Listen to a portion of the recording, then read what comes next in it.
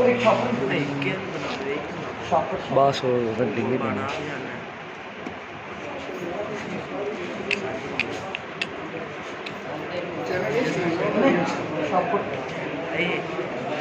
Shopper किसकी को जाएंगे, छोटा सी शॉपर ले लो बस। अच्छा अब आप देखिए ये मकनातीस है, इसको बार मैग्नेट कहते हैं। क्या कहते हैं? बार। अब आप देखिए कि हमारे पास ये जो प्रैक्टिकल है ये आपके पास आता है कि आपने क्या करना है कि दिए गए मिक्सचर को अज्जा को अलग करना है। आपने दिए गए मिक्सचर के अज्जा को, अब मिक्सचर हमने क्या करना है कि ये आयरन टंग है, इसके अंदर मैंने ये देखिए रेत मिला दी। ये देखिए ये क्या मिला दी? रेत मिला दी। अब जब हम इसमें रेत मिलाएंगे तो ये देखो ये इसके साथ क्या हो जाएगा? मिक्स हो जाएगा ऐसे। ये देखो ये हो गया। अब हम चाहते हैं कि इसमें से रेत और लोहे के ज़रात को अलग किया जाए। तो जो मिक्सचर होता है उसकी पहली प्रॉपर्टी ये होती है कि मिक्सचर के पार्टिकल को सेपरेट किया जा सकता है एक दूसरे से। अब आप देखें कि इसको मैं अब क्या कर रहा हूँ, ये शॉपर के अंदर लपेट रहा हूँ, उसकी वजह बताऊंगा क्यों ऐसा टंग से बोला नहीं आप लोगों को देखना है, ये आयरन टंग से ठीक हो गया। अब इस प्लेट के अंदर क्या पड़ेगी? सैंड। बोला नहीं आप लोगों को, ठीक है ना? सैंड पड़ी इसके अंदर। अब इस सैंड को हमने एक साइड पे रख लिया, कुछ हिस्सा हमने यहां से उठाया और इसके अंदर डाल दिया, ठीक हो गया। और साथ ही हमने रेत इसके अंदर मिक्स कर दी। अब ये हमारे पास एक मिक्सचर बन गया, किस चीज का बना?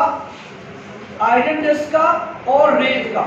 अब हमने करना क्या है कि वी वांट टू सेपरेट, हम इनको सेपरेट करना चाहते हैं फ्रॉम ईच अदर, एक दूसरे से इसको अलग करना चाहते हैं। सो वी यूज मैग्नेट, हम मैग्नेट यूज करेंगे।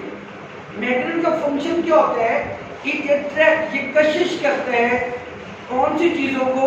आयरन टंग्स को, आयरन डस्ट को, लोहे की चीजों को अपनी तरफ की कशिश करता है।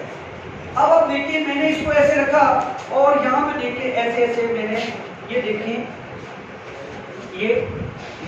अब आप देखो कि इसको इस तरह मैंने क्या कर दिया, अलग कर दिया।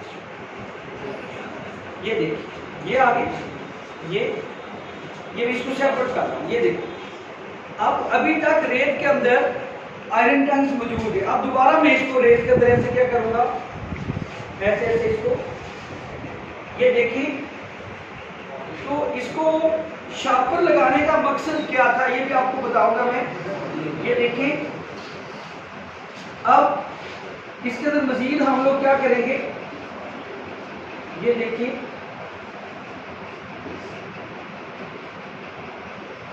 ये मैं इसको क्या कर रहा हूं, ये सेपरेट का। अब आप देखिए ये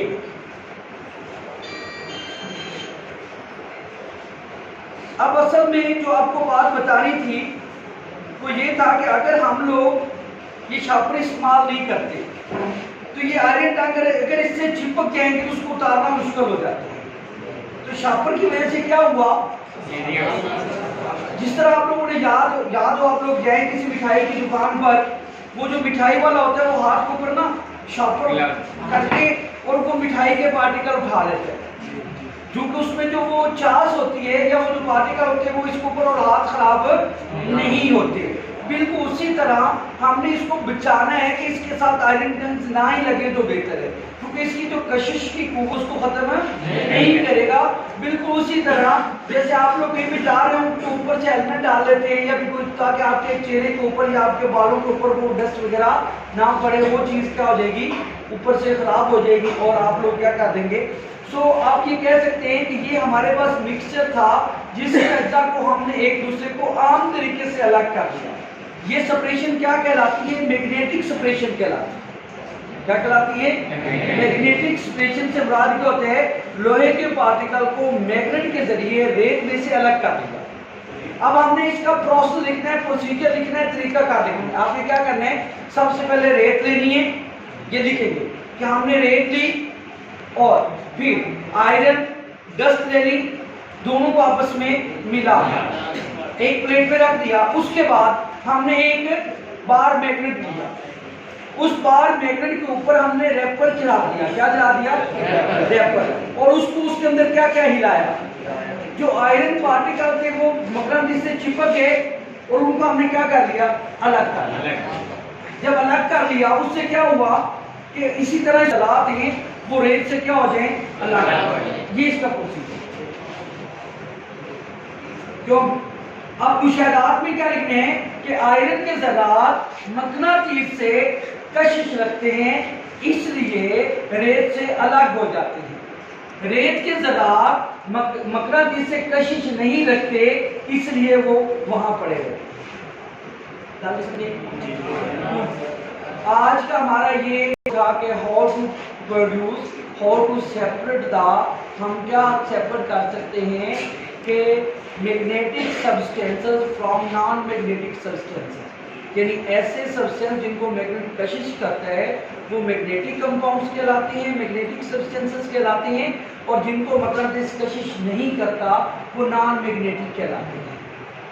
इसके अलावा एक और भी प्रोसेस है, अक्सर ये शादी ब्याह के बर्तन वगैरह खरीदे जाते हैं, तो उसको बर्तन स्टील के खरीदने के लिए जो आप ये कह सकते हैं कि जो औरतें बर्तन खरीदने के लिए जाती हैं वो अपने साथ एक मकनातीस रखती हैं, सियानी जो वो जब स्टील का बर्तन लेंगे जिससे मकनातीस चिपक गया वो लोहे का होता है, कहते ये नहीं लेना, और जिससे नहीं चिपकता वो स्टील होते हैं। इसका मतलब क्या हुआ? जो प्योर स्टील है वो नॉन मैग्नेटिक है, और जो नाखालिस स्टील है वो क्या है? मैग्नेटिक, क्योंकि वो लोहे का होता है, ऊपर सिर्फ क्या किया होता है? पेंट किया होता है, बस उसके ऊपर वो छोटी सी पेंट कर देते हैं। हालांकि स्टील तो बड़ा प्रोसेस होता है, उससे गुजर के आता है, समझा रही? तो लादा हम बर्तन को आइडेंटिफाई करने के लिए आया कि वो स्टील के हैं या स्टील के नहीं हैं, उनको आइडेंटिफाई करने के लिए कौन सा प्रोसेस यूज करते हैं? मैग्नेटिक। इसके अलावा दानों वाली चक्की जो होती है, वहां लेके जहां से दाने गुजर रहे होते हैं वहां पे उन्होंने गोल सा मकरंद रखा होता है। अब वो दाने जब उसमें से गुजरते हैं उसमें कील और लोहे की जो चीज है वो चिपक जाती है वहां जाकर, और दाने नीचे जाते हैं। अगर खुदा न खास्ता वो कील या लोहे की चीज नीचे चली जाए तो अंदर जो जाली लगी होती है उसको फाड़ देती है। लिहाजा वो भी सेपरेशन कौन सी होगी? Magnetic separation.